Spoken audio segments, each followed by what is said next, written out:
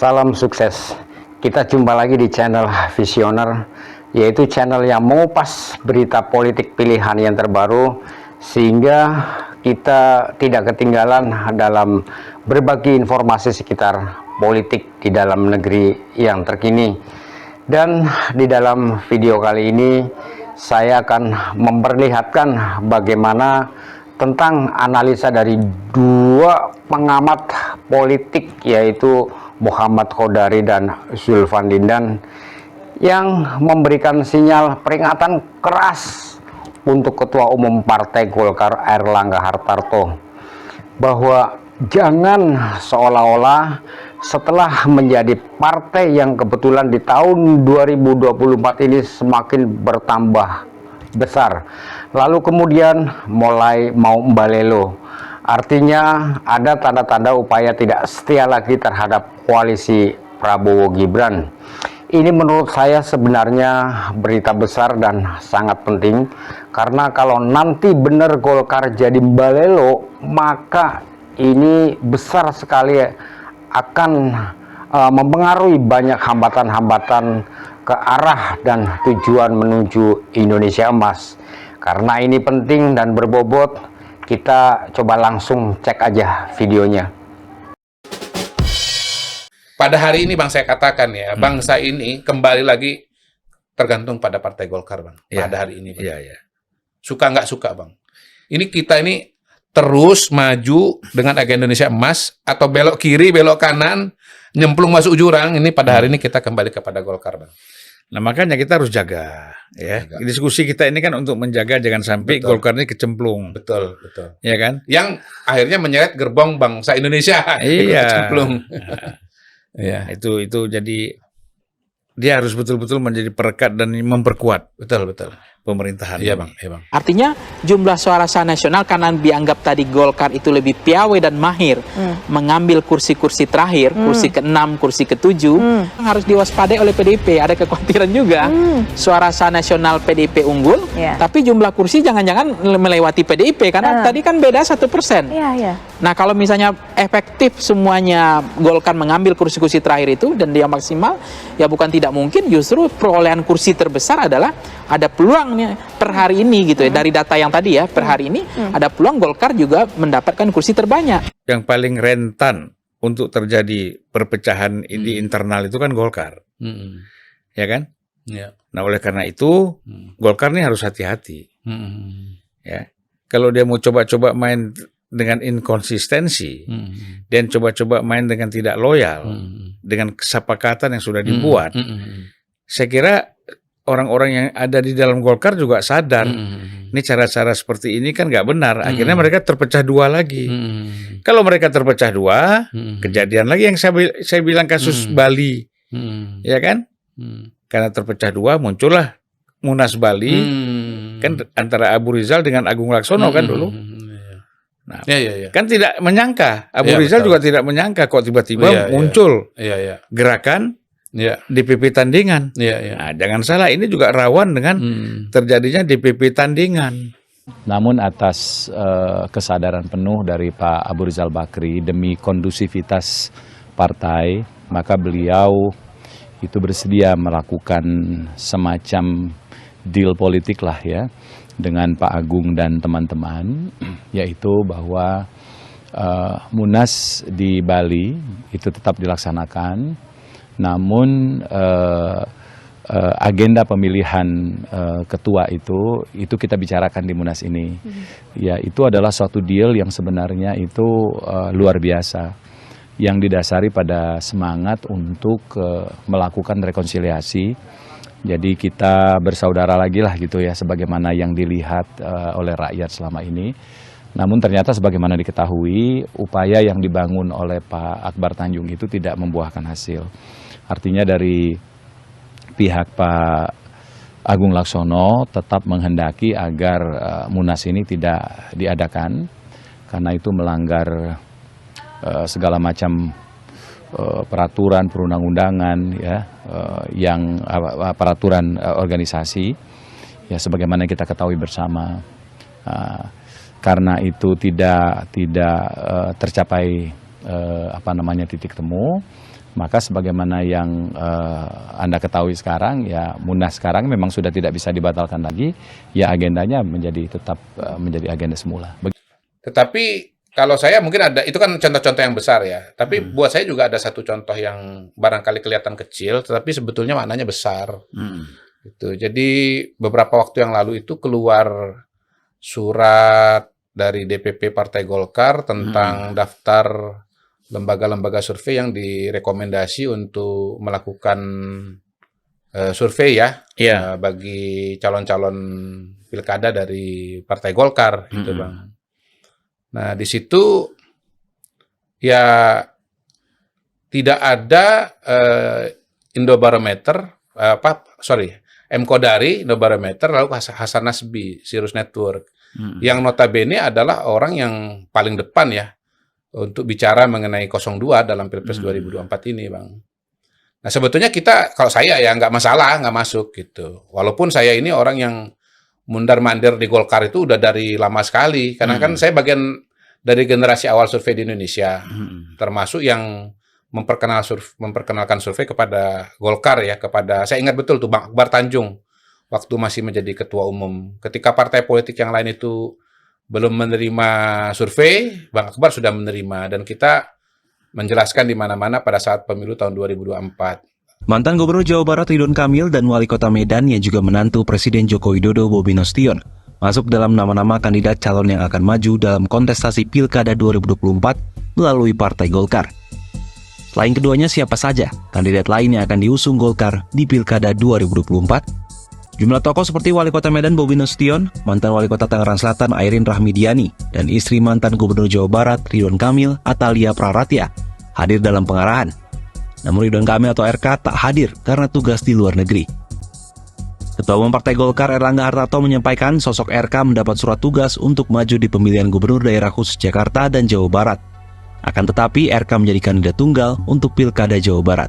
Sementara itu di Provinsi Banten, ada nama mantan Wali Kota Tangerang Selatan, Airin Rahmidiani. Airin bakal maju di pemilihan Gubernur Banten. Sementara itu istri mantan Gubernur Jawa Barat Ridwan Kamil, Atalia Praratia, akan berlaga di pemilihan Wali Kota Bandung. Meski demikian, Erlangga memastikan bahwa keputusan ini belum final, karena masih harus melewati seleksi berupa survei elektabilitas antar kandidat internal partai. Tentu nanti kita lihat survei terakhirnya seperti apa dan juga koalisi partainya seperti apa. Kita bicara Indobarometer dan Mr. Q ya, Kodori dan Hasan Nasbi. Ini kan orang yang paling terdepan. Katakanlah kalau orang bilang yang terus-menerus menarasikan tentang Prabowo Gibran. Bahkan sebelum ada Gibran pun. Ya. Kemudian terus berupaya agar terwujud yang namanya koalisi Indonesia Maju. Waktu itu Golkar, Gerindra, PAN, bahkan ada P3 waktu itu ya Mas ya. Tapi kan P3 keluar. Nah, masuk Demokrat kan. Nah yang lucunya kalau saya baca surat ini ya Mr. Q ya, kok justru lembaga-lembaga survei yang anti kepada Jokowi. Di sini anti dalam pengertian tidak suka kepada Jokowi, bahkan selalu mereka memojokkan Jokowi seperti Saiful Muzani SMRC. Lalu siapa? Carta Yunarto Wijaya. Itu Carta Politika ya? Iya, Carta Politika. Kemudian ada EF. EF inilah yang Polmark. Yang ini kan bukan lagi benci atau apa, memaki-maki Jokowi. Mau memakzulkan Bang. Memakzulkan Jokowi juga. Iya. Ya pokoknya paling depan menghantam Jokowi. Iya. Malah masuk Bang. Malah masuk rekomendasi untuk melakukan survei. Nah ini ada apa gejalanya nih? Iya. Gitu loh. Jadi kan di sini kita mencurigai Golkar ini main kemana ini? Iya kan? Kalau istilah saya sih sebetulnya kan nggak punya sensitivitas. Kalau mau lebih jauh lagi kan memang bela rasanya kurang Bang. Karena semua orang sudah tahu bahwa Pak Saiful Mujani itu udah dari beberapa tahun yang lalu selalu kontra dengan Pak Prabowo. Kontra berat dengan Pak Prabowo. Kemudian Yunarto ya dalam pemilu 2024 ini keras sekali kepada Pak Jokowi dan keluarga. Bisa dilihat di Ya. Twitternya itu Twitternya, ya. ya. Dan Kemudian dia mengakui itu. dan Mas Eep ya dia ya datanya salah, Bang. Saya kan ngomong di podcast Ya, udah, juga di sini bahwa Mas Eep mengatakan bahwa data survei nasional 1.200 itu tidak kuat, ya kan? Makanya dia survei 1.200 orang per provinsi. 30, dari 34 provinsi. 34 provinsi, sehingga respondennya 40.000. Dan yang sampai saat ini belum pernah diekspos itu kan. Iya, dan akhirnya salah kan. Dia bilang ini nanti Prabowo kalah gitu. Lalu yang lolos ke putaran kedua adalah 01 sama 03. Kan salah total, Bang. Salah. Bagaimana lembaga yang atau orang yang salah total itu kemudian malah diakomodasi gitu loh, Bang. Nggak apa-apa, nggak masukkan Indobarometer, nggak masukkan Sirus Network, nggak apa-apa. Tapi yang tiga itu ya jangan masuk gitu loh, Bang. Iya. Ya kan artinya kan ini Partai Golkar ini, pimpinan di Golkar ini kan nggak punya bela rasa kepada Jokowi, kepada Prabowo gitu. Dan jangan dikira dua orang itu nggak tahu. Kasih tahu lah, ini kan pakai surat resmi. Beredar tuh, saya Bang. bacakan. Iya, itu beredar, Bang. Suratnya dituliskan oleh Ahmad, ditandatangani oleh Wakil Ketua Umum Ya. Ahmad Doli Kurnia Tanjung. Yaitu jadi menurut saya ya Erlangga ini mencoba membalilu aja. Ya kan gitu. Atau mungkin merasa sudah bahwa memang saya ini ketua umum yang sesungguhnya gitu, ketua umum yang paling hebat gitu. Istilah anak Medan bilang sur diumbang. Serius, Bang. Kena umbang, Iya, kau iya. hebat ya. Iya. Karena di masa kamulah Golkar bisa mendapat kursi besar, beda tipis dengan PDIP, mengalahkan partai presiden, ya Gerindra. Nah, dia lupa diri akhirnya. Iya. Bahwa dia lupa bahwa itu semua adalah betapa besar jasanya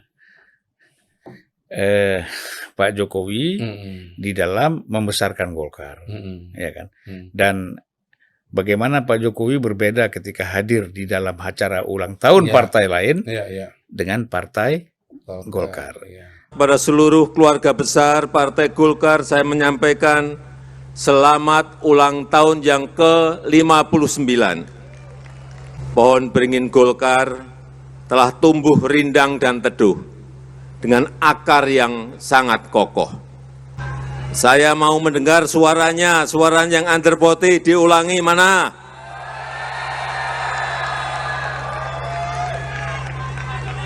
Senang saya, semangat sekali. Dan saya berharap semangat para tokoh muda Partai Golkar dapat terus berkobar untuk memajukan Indonesia. Saya senang Partai Golkar sebagai salah satu partai besar Indonesia. Itulah analisa dari dua pengamat politik, yaitu Muhammad Kodari dan Sulvan Lindan, yang memberikan sinyal peringatan keras untuk Ketua Umum Partai Golkar, yaitu Erlangga Hartarto. Berawal dari surat undangan resmi yang dikeluarkan oleh DPP Partai Golkar untuk para lembaga survei dalam perhelatan politik di pilkada ini. Permasalahannya yang menjadi ganjil adalah justru kenapa yang diundang adalah para lembaga-lembaga survei yang belum jelas, atau lembaga-lembaga survei yang malah jelas-jelas menjadi lawan keras dan menentang kebijakan-kebijakan dari Jokowi, Prabowo, dan Gibran. Sebaliknya, lembaga-lembaga survei yang selama ini jelas-jelas berjuang paling depan untuk menarasikan terwujudnya koalisi Indonesia Maju dari Jokowi, Prabowo, dan Gibran, justru malah tidak diundang. Sehingga dalam hal ini menimbulkan pertanyaan besar buat Bung Kodari dan Bung Sulvan dengan mengatakan bahwa Golkar ini lagi kenapa. Ini menurut saya juga adalah sebuah sinyal peringatan yang penting dari Bung Kodari dan Bung Sulvan supaya Golkar tetap bisa konsisten terhadap kesepakatan dalam koalisi Prabowo Gibran. Bahkan Bung Sulvan seolah-olah mengultimatum Golkar bahwa kalau Golkar balelo dan inkonsistensi dalam kesepakatan koalisi, maka kemungkinan bisa terulang kembali kejadian yang seperti Munas Golkar di Bali yang hancur karena terbelah menjadi dua ketua umum pada saat itu. Nah, inilah cuplikan narasi dari potret panggung perpolitikan yang terbaru di tanah air kita saat ini. Oleh karena itu, saya cuma bisa berpesan bahwa sebenarnya politik itu bukanlah sekedar tentang kekuasaan, tetapi politik itu adalah lebih tentang bagaimana para penguasa bisa memberikan pelayanan kepada masyarakat, dan politik yang bijak adalah politik yang mampu mempersatukan berbagai macam perbedaan-perbedaan untuk membangun sebuah kerjasama yang penuh dengan kesejukan dan harmonis. Dan yang lebih penting lagi buat kita semua adalah tidak ada kata terlambat untuk berbuat baik bagi kepentingan bangsa dan negara ini demi masa depan anak cucu kita bersama. Terima kasih dan salam sukses.